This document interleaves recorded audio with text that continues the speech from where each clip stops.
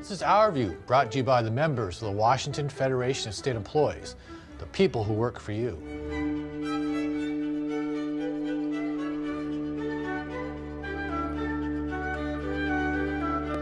When the budget is discussed in the legislature, the numbers can quickly become meaningless.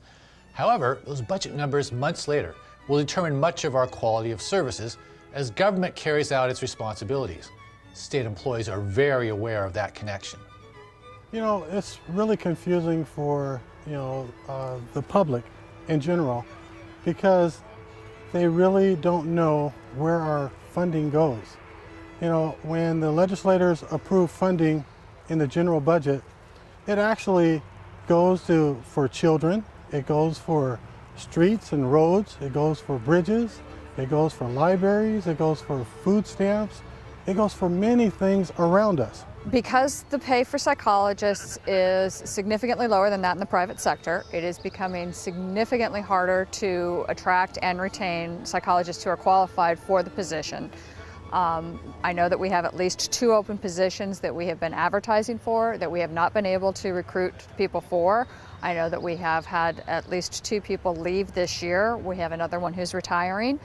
And I know that their positions have been posted, but I significantly doubt that we're going to get qualified applicants for those positions. And the positions themselves are dangerous in terms of the folks that we're around all the time, patient-wise.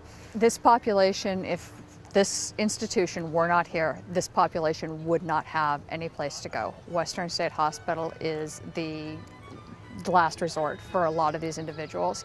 The main focus should be the safety of the citizens of the state of Washington.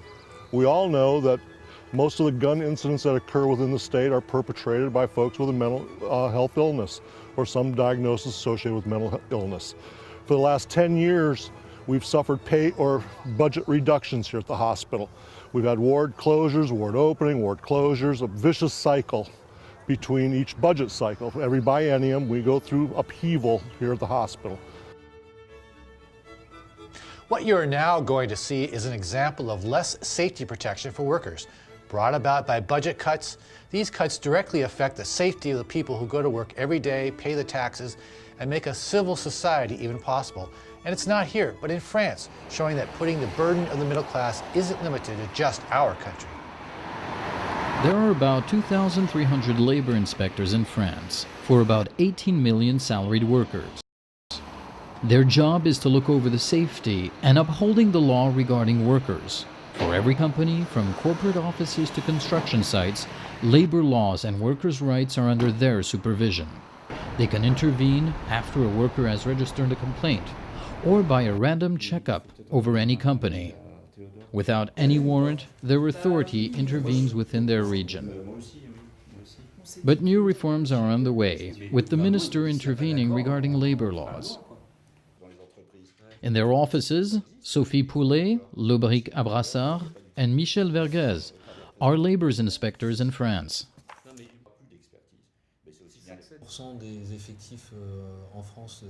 The new reforms in France makes our job much harder for us, in many ways.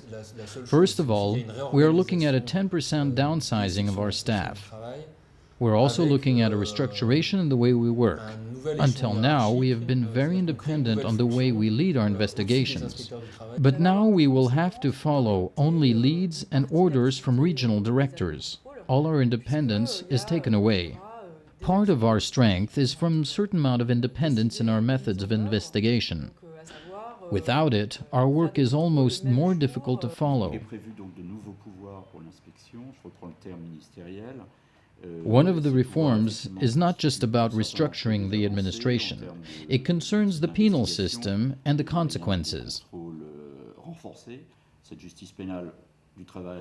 The justice system regarding labor issues is already suffering a lot, but now in France it's going to suffer even more after these reforms.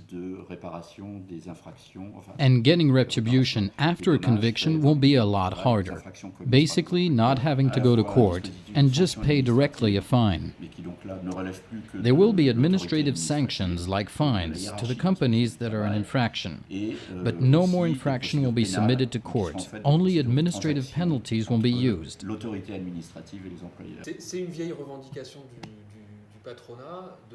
Many companies have been looking forward to all this.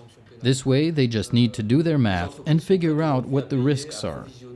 They can then just easily budget their risks. This is less damaging for a company than having to go to court. The government's idea in all this is to make things safer for the companies. With unemployment in France at its peak, could this be a way for the minister to encourage companies to hire people? The independence of labor inspection is an international right for workers and must benefit only workers themselves. Limiting the authority for labor inspectors in France will just make things harder for workers. But will this encourage or really motivate companies to open up in France? Benjamin Marcus for Our View, Paris, France. A video on the injustice of international corporations profiting on child labor is being seen around the world on YouTube. It was posted anonymously as a classroom video project from a high school student. We may not know her name, but her work needs to be seen. Look down at your shoes. Do you know who made them? Maybe Nike, possibly Puma. But do you know who really made them? What if I told you it was a 5-year-old child? Instead of playing with her friends, she was forced to work extremely long hours in potentially deadly situations to earn money to raise a large family. Would you still buy those shoes?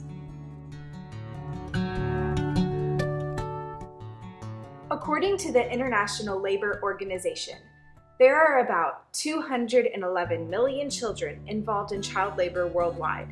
Child labor is most abundant in the least developed countries, where 30% of all children are engaged in child labor. These children are trafficked each year into exploitative work in agriculture, mining, factories, armed conflict, or commercial sex work. Not only are these underdeveloped countries using child labor, children are being exploited in the United States also. Look down at your shoes again. How much do they cost? They might be $50 or even $100. According to the Oracle ThinkQuest library, companies pay their workers 16 cents an hour. Many people think these wages are enough for a child to live on, but these children are often responsible for their whole family. Since companies pay such low wages and use child laborers, people in the United States get the products for cheaper prices. This makes people ignore the conditions the child laborers work in because they would rather have low prices. The work areas in some of these countries are unsafe, noisy, unsanitary, injurious, and very strict. The whole area is filled with dust and fumes. People have broken fingers, fainted, lost limbs, and continued kidney infections from not being allowed to go to the bathroom for more than once. People have even died. So those shoes you are wearing, are they worth it? Think about it. You could have paid $100 for those shoes, which cost the company 16 cents to make.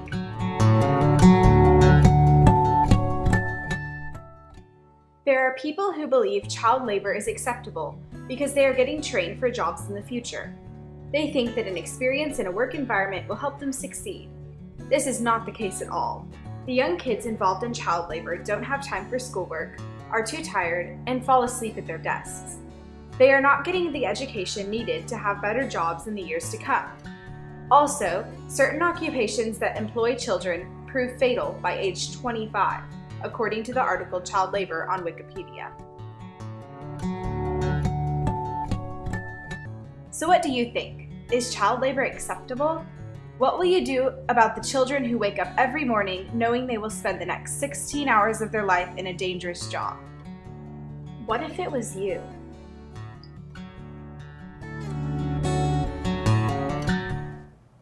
"41 years ago, then President Lyndon Johnson stood before Congress and in his State of the Union address declared war on poverty in America, saying that it was the right of citizens to expect more than just a daily struggle to survive. The Congress responded, and the votes from both sides of the aisle brought about programs designed to lift people out of poverty through education, opportunity, and social justice. One has to wonder if the people serving in Congress today could get past the pressure of the big money campaign donors, the financial special interests, and the focus groups to ever show that courage again. And this administration today here and now, declares unconditional war on poverty in America.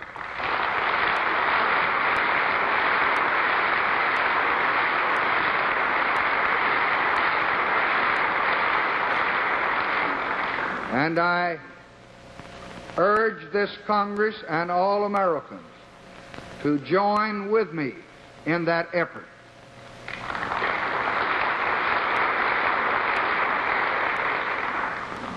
It will not be a short or easy struggle. No single weapon or strategy will suffice.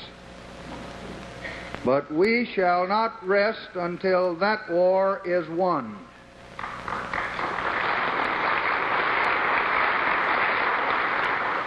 The richest nation on earth can afford to win it.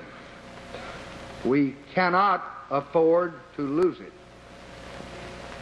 $1,000 invested in salvaging an unemployable youth today can return $40,000 or more in his lifetime.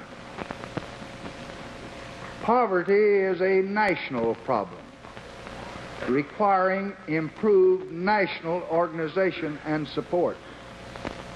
But this attack, to be effective, must also be organized at the state and the local level and must be supported and directed by state and local efforts. For the war against poverty will not be won here in Washington.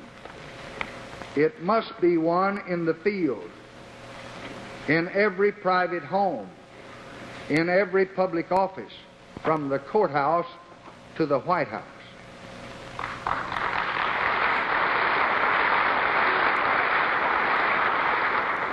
The program I shall propose will emphasize this cooperative approach to help that 1/5 of all American families with incomes too small to even meet their basic needs.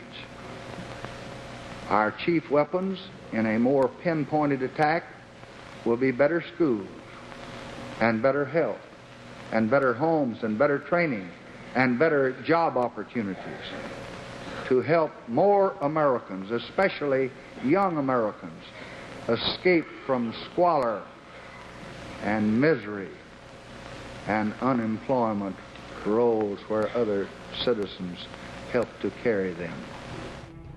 This has been Our View, the television voice of the Washington Federation of State Employees. We remind you, when you accept a paycheck for your hard work, you don't give up your rights. Thank you for watching, and we'll see you next month.